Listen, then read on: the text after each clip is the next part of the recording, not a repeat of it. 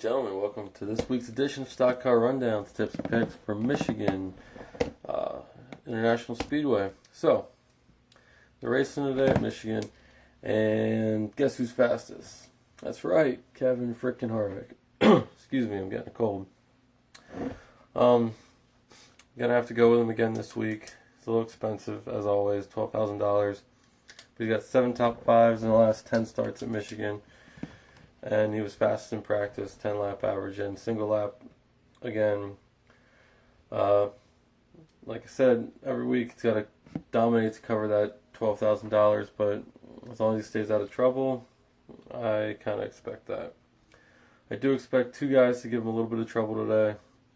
Kyle Larson and Truex, they're both coming from mid-pack though, which is good for us for points. Larson starting 26, struggled pretty good on Friday. The new tire combination has thrown him off a bit, but they started from scratch yesterday and found some speed again. Second in practice, third best, 10 lap average. He's going for 4 wins in a row here and 5 top 5s.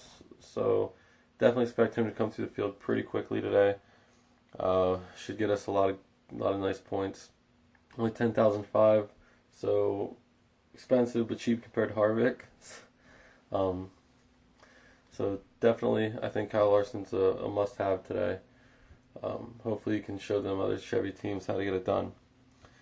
Truex is 10-7, right along the same lines.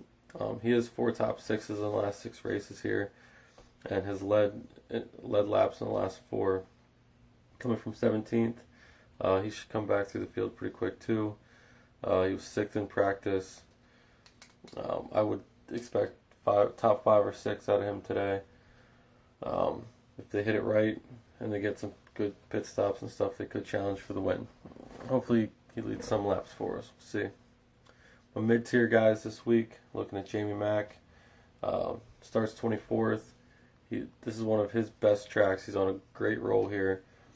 He's got 4 top 10s in the last 4 races. Excuse me.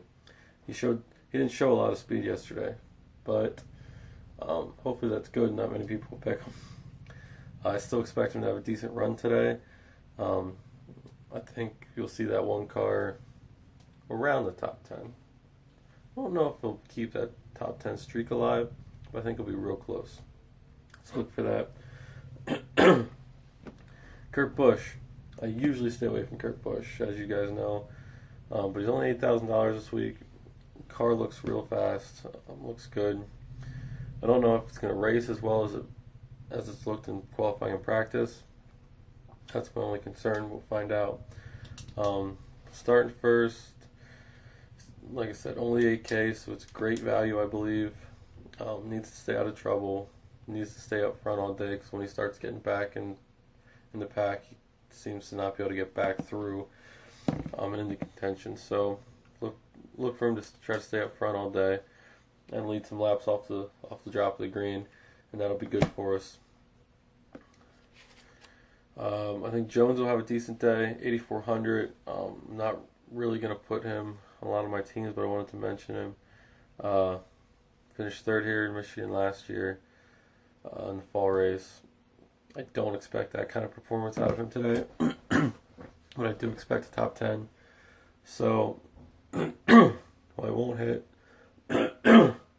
Excuse me. He may not hit 5 times his value today, but he could hit 4. So, if you feel good about him, maybe look at that. Paul Menard, great for us last weekend. If you put him in, he did awesome. 40-some points, the man. Hopefully he follows it up with another solid performance. I'm looking for him to do about the same thing. Starting a little higher this week in 15th. Does not have the best record at Michigan as of late. Used to get around here a lot better. But he's not with Childress anymore. He's with the Wood Brothers. And that 21 car looked good here last year. So I'm going to look for him to have a decent day. Hopefully right around 11th again is what I'm predicting. If he does that, that's for $6,800. Well worth it. My low budget guys that I'm looking at this week to fill some lineups. Bubba, starting 28th. He ran this race for Richard Petty last year did great. He started 26th, finished 19th. If he can duplicate that this weekend, that would be absolutely great. That's what I'm looking for him to try to attempt to do. We'll see. I think he can get around here pretty good. We'll see how much speed that car has in it. Casey Kane, 6,600, starting 29th. So he's starting far enough back that I'm okay with it. He kind of screwed us last week with wrecking at Pocono, so that sucks. But I'm gonna put some confidence in him again this week, and if he can just do what he averages, like low 20s, I'll be happy with that. Starting 29th, if he gets low 20s, that's 35 plus points, or around there, 33, something like that. Should be good. Ty Dillon, $5,600, starting 31st, so I like that starting spot for him. In the last 4 races here, his average finish is 20th with an average start of 28th. So he's along them same lines today, starting 31st. If he makes it up to 20th or close, be an awesome day for $5,600. I'll take that. Other guys I want to mention, quick, the Penske boys, especially Brad and Joey. I do think they will both have strong runs today, but it's hard to find a ton of value in them with the fact that I think Harvick could definitely dominate again. And if they're not up front leading laps, they're already starting up front, so they'll get good points, but they won't get like great points. So if Harvick doesn't dominate, those guys will be obviously better. So we'll see. And Larson and Truex, well, we already mentioned those guys. I'm reading my notes at the wrong spot. Stenhouse and Buescher are also 2 guys that I think have the potential to hit value this weekend. So look out for that. If you guys feel confident in one of those guys compared to some of the other mid-tier guys, go ahead and throw them in a lineup. I think they'll still do good for you. So other than that, guys, hopefully the rain stays away today. We get the race in.